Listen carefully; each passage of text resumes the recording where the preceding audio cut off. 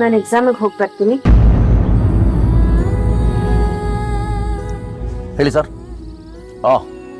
Sir ನನಗೆ ಇವತ್ತೇನು ವಿಶೇಷವಾದ ಕೆಲಸ ಇಲ್ಲ, ನಾ ಬರ್ತೀನಿ.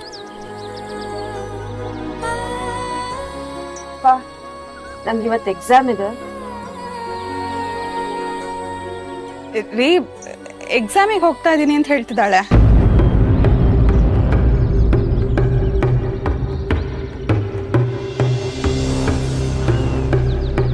ಜಾನ್, ಇವತ್ತು ಮೇನ್ ಎಕ್ಸಾಮ್ಸ್ ಚೆನ್ನಾಗಿ ಮಾಡು ಆಯ್ತಾ?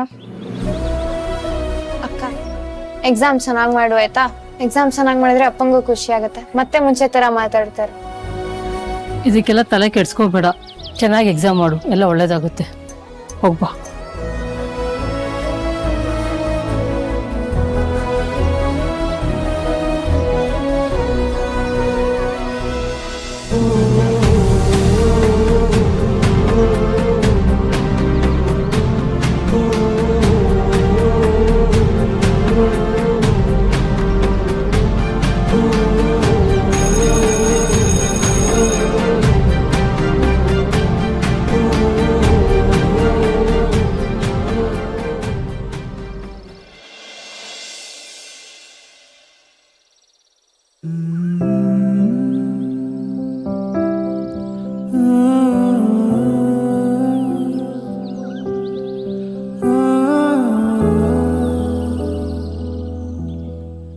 ಗೌತಮ್, ಈಗ ಹೇಗಿದ್ಯಾ?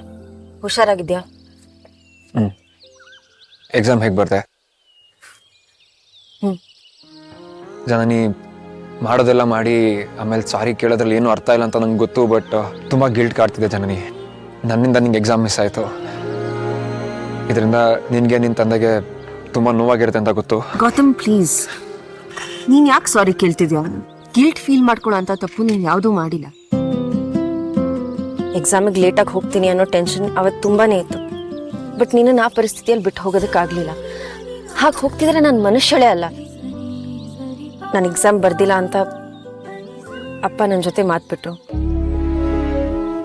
ಅದ್ರ ನೋವು ನನಗೆ ತುಂಬಾನೇ ಕಾಡ್ತಿದೆ. ಬಟ್ ನಿನಗೆ ಹೆಲ್ಪ್ ಮಾಡಿರೋದ್ರಲ್ಲಿ ನನಗೆ ಯಾವ ರಿಗ್ರೆಟ್ಸು ಇಲ್ಲ. ನಾನು ಅಷ್ಟು ಮಾಡದೇ ಇದ್ರೆ ಹೇಗೆ? ನೀನು ಇದನ್ನೆಲ್ಲ ಮನ್ಸಿಗೆ ಹಚ್ಕೋಬೇಡ. ನೀನು ಹೊರಡ್ತಿರೋ ವಿಷಯ ಹೇಳೋಕ್ಕೆ ಬಂದಿದ್ದು. ಎಲ್ಲಿಗೆ? ಅದೇನೋ ಗೊತ್ತಿಲ್ಲ ಜನನಿ. ನನ್ನ ಲೈಫಲ್ಲಿ ನಾನು ಯಾರನ್ನ ಇಷ್ಟಪಡ್ತೀನೋ ಅವರೆಲ್ಲ ನನ್ನಿಂದ ದೂರ ಆಗ್ಬಿಡ್ತಾರೆ. ಆ್ಯಂಡ್ ಗೊತ್ತಿಲ್ಲದೇನೋ ನನ್ನಿಂದ ಅವ್ರಿಗೆ ತುಂಬ ತೊಂದರೆ ಆಗುತ್ತೆ.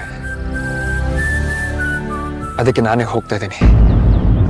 ಅಲ್ಲ, ಇದಕ್ಕೂ ಏನು Janani, this is not the first time and you are not the first one. ನನ್ನ ಲೈಫಲ್ಲಿ ಇದೆಲ್ಲ ತುಂಬ ಸಲ ಆಗ್ಬಿಟ್ಟಿದೆ. ಮೊದಲಪ್ಪ, ಅಮ್ಮ, ಈಗ ನೀನು. ಅದೇನೋ ಹಣೆ ಬರ ಅಂತಾರಲ್ಲ,